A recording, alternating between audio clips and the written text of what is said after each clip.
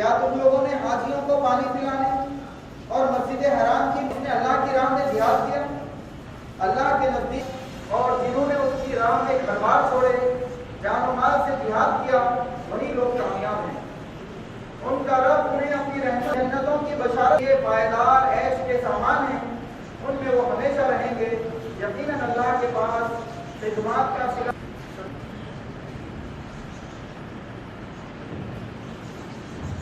اس جلسے کی کارروائی کو آگے بڑھاتے ہوئے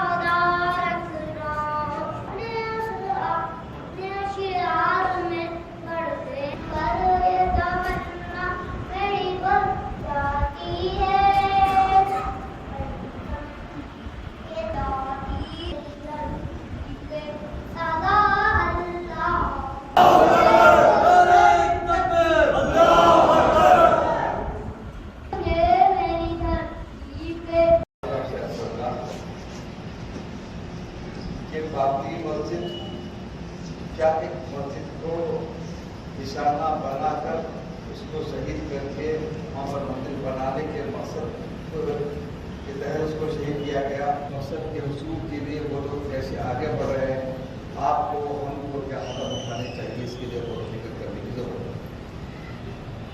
ایک تیر کے نشانے کے بمثال بابری مسجد کو جیسا نشانہ بنایا گیا، وہاں پر مورتیاں رکھی گئی، سب کچھ ہوا، بابری کو شہید کر دیا گیا، تو آپ ہم یہ دیکھ رہے ہیں کہ اس کے بعد اس ملک کے دستور کو مسلسل ختم کیا جا رہا ہے، اور 6 دسمبر کی تاریخ کا تعین محض اس لیے کیا گیا ہے کہ 6 دسمبر کو اس ملک کے دستور ساز لال بھیمراؤ امبیڈکر کی وفات کا دن بھی ہے۔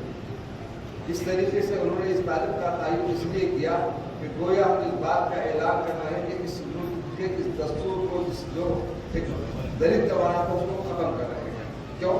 اسی لیے کہ دستور ساز نے اس ملک کو ہندو راشٹر کی حیثیت سے تسلیم کرنے سے انکار کر دیا تھا، اور یہ کہا تھا کہ یہ ہندوستان نہیں ہے، یہ انڈیا ہے، یہ بھارت ہے، اور ایک سیکولر اسٹیٹ ہے جہاں پر ہر مذہب کے ماننے والوں کو ان کی مکمل طریقے سے مذہبی آزادی حاصل رہے گی۔ لیکن آج ہم یہ دیکھ رہے ہیں کہ جس انداز سے، جس طریقے سے ملک کے مختلف محکموں کو، اداروں پر ان کی جو آزاد ادارے جو ہیں، جیسے الیکشن کمیشن کا آزاد ادارہ ہوتا ہے، عدلیہ کا آزاد ادارہ ہوتا ہے، لیکن اس کے باوجود بھی جس طریقے سے اثر انداز ہوتے वहाँ पर अपने मनमानी फैसले करवाए जा रहे हैं और अपने मकसद को हासिल किया जा रहा है, वो यह इस बात की अलामत है कि ये इस मुल्क को हिंदू राष्ट्र की तरफ आहिस्ता आहिस्ता बड़ी तेजी से ढकेला जा रहा है। यहाँ पर दस्तूर के जो हुकूक इस मुल्क के रहने वाले तमाम अक़वाम को, तमाम मज़ाहिब के लोगों को हासिल थे, वो छीन लिए जा रहे हैं। तो अब हम ये देख रहे हैं कि जो है एक बाबरी मस्जिद जब शहीद जब की गई, तो उसके बाद अब हम ये देख रहे हैं कि अब इस बात का तयक़ुन दिया गया उस वक्त कि 1990 के जो है जो इबादतगाहें हैं, उनको जो है उसी हैसियत से, उसी मुकाम से जो 1947 में जो है वो खबर को बरकरार रखा जाए किसी भी इबादत का। लेकिन आप हम ये देख रहे हैं कि इस तयक़ुन के बाद कि फिर इस कानून के बनने के बाद आप हम ये देख रहे हैं कि फिर जो है काशी और मिथिला के मसाजिद के ताल्लुक से और उसकी ईदगाह के ताल्लुक से एक तहत की अदालत मुकदमे को ये सुनवाई शुरू।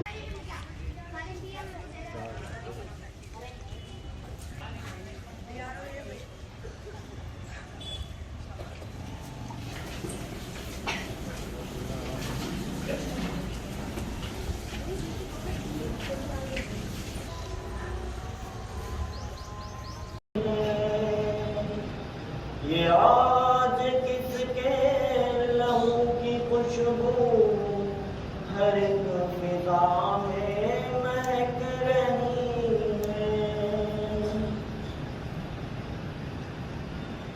मैं कल भी जिंदा थी, आज भी हूँ, मेरी शहादत पे रोने वालों,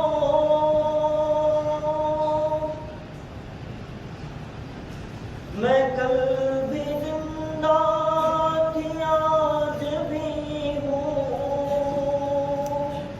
मेरी शहादत पे रोने वालों,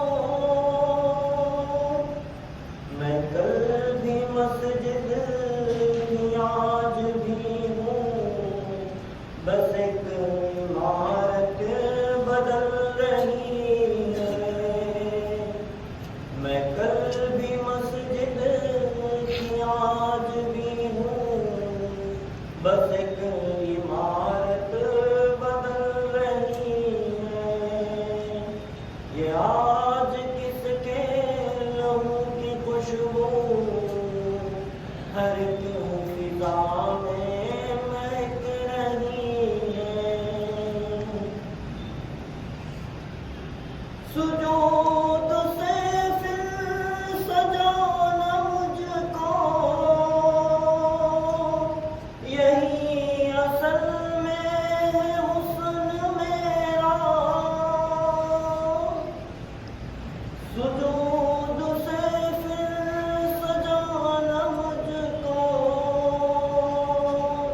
यही असल में है हुस्न मेरा। ये लाद के किसने नसब किया बुत, मेरी सजावट बदल रही है। सही जो है पैरवी नहीं हो सकी जो उसकी सजा भी पड़ी। अपने अंदर से ये डर निकालना होगा। जब तक ये पुलिस का, जब तक ये हुकूमत का, जब तक यह दूसरे लोगों का डर अपने दिल के अंदर बिठाए रखेंगे, जब तक बाबरी मस्जिद को जो है दोबारा तामीर करने का जो हमारा जो है मिशन है उसको पूरा नहीं कर सकते। और सिर्फ अल्लाह का खौफ बिठा, जब जाके बाबरी मस्जिद को आबाद कर सकते। लोग बोले कि बाबरी मस्जिद को भूल जाओ, भाई वाकया हुआ, छोड़ दो उसको। अरे अल्लाह ताला जिसको जुल्म अजीम बोल रहा, अल्लाह जिसकी फितरत माफ करना, दरगुजर करना फितरत है, क्या हम अल्लाह से ज्यादा माफ करने वाले बनते?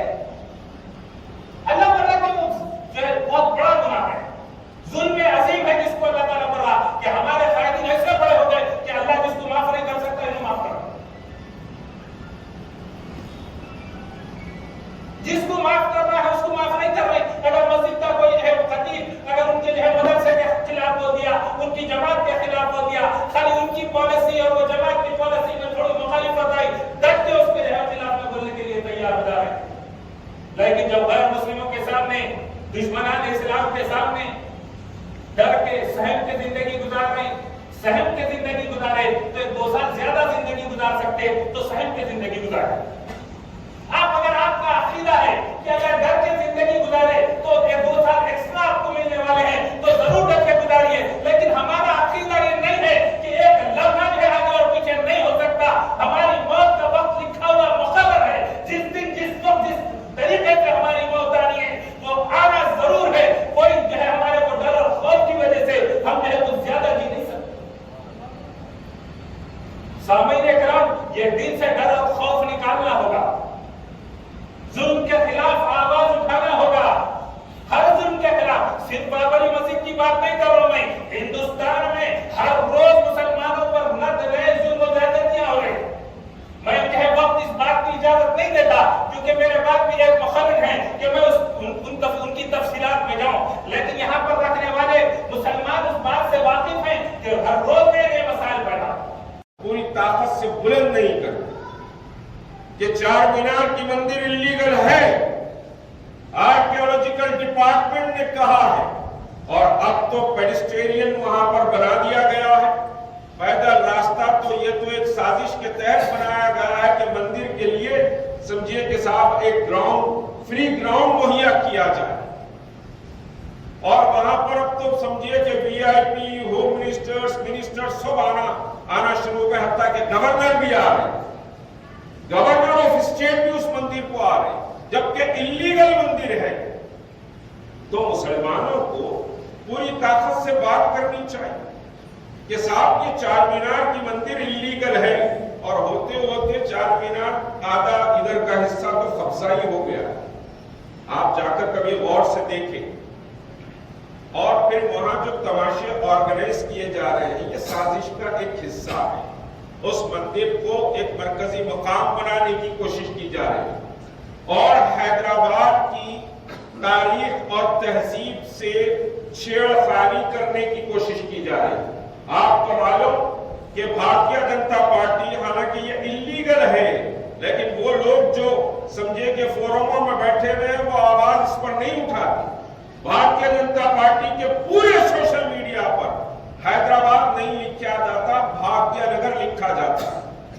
ہم جانتے ہمارے شہر میں خود ہمارے سامنے چیلنج کہ صاحب یہ شہر اور اس کی تہذیب اور اس کی تمدن پر ہم بڑا ناز کرتے لیکن حیدرآباد کے نام کو بھاگیہ نگر لکھا جاتا ہے اور لفظ چار مینار بھی استعمال نہیں ہو رہا ہے. بھاگیہ نگر مندر استعمال ہو رہا ہے. اگر چار مینار کا پتہ دینا آپ اٹھا کر دیکھیے، ان کے پوسٹر اٹھا کر دیکھیے، ان کے بینرز دیکھیے، ان کا سوشل میڈیا دیکھیے تو یہ سمجھیے کہ سازش ہے. تو بھائی متھرا اور کاشی اگر انلیگل ہے تو پھر آپ سمجھیے کہ اور ڈیفینسیو ہو کر یہاں بات کریے کہ چار مینار کی مندر انلیگل. خود یہ گھٹنوں پر آئیں گے یہاں. آپ بات تو کریے پوری طاقت سے. دراصل ہم یہ ہے کہ بہت آرام کا دین تلاش کر رہے ہیں.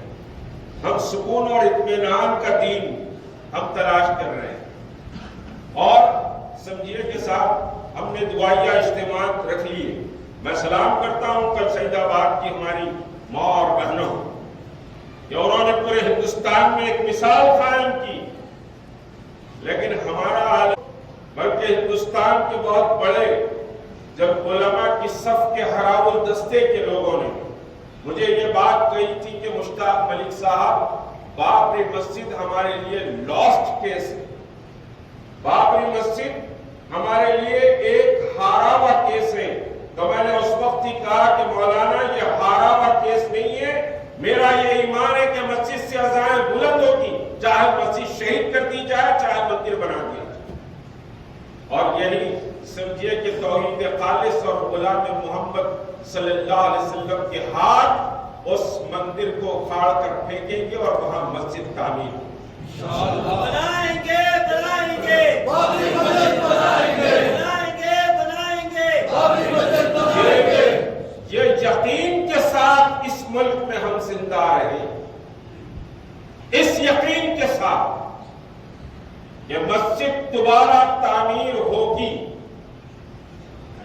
ہم اگر یہ کہیں کہ صاحب میں معاف کرنا مولانا نصیر الدین صاحب کے فرزند مقیم کو میں سن رہا تھا تو مجھے لگا کہ بھئی ایک مجاہد کا بیٹا آج مایوسی کی بات کیسے کر رہا کہ بابری مسجد کو وہ جیال مسلمان نہیں ملے. خدا کی قسم بہت جیال مسلمان بابری مسجد کو ملے. میں نے جون 92 دسمبر کو مسجد شہید ہوئی ہے اور میں یو پی میں سمجھیے کہ جون اور جولائی میں یو پی میں تھا. 25 ڈسٹرکٹ میں نے دیکھا. مسلمان تو اپنا خون دینے تیار تھے.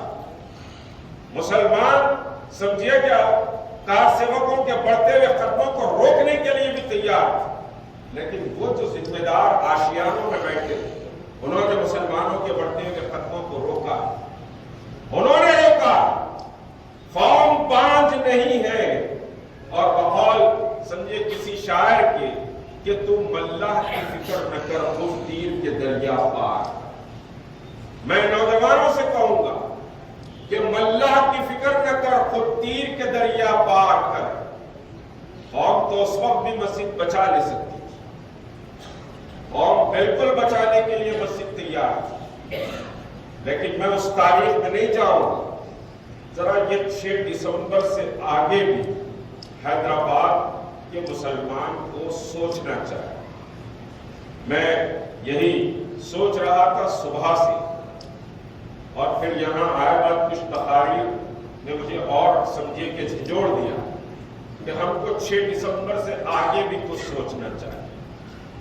یہ جس دل میں مرنے کی تڑپ ہو صداقت کے لیے، جس دل میں مرنے کی تڑپ پہلے اپنے پیکرے خاکی میں جان پیدا کر. پہلے اپنے پیکرے خاکی میں جان پیدا کر.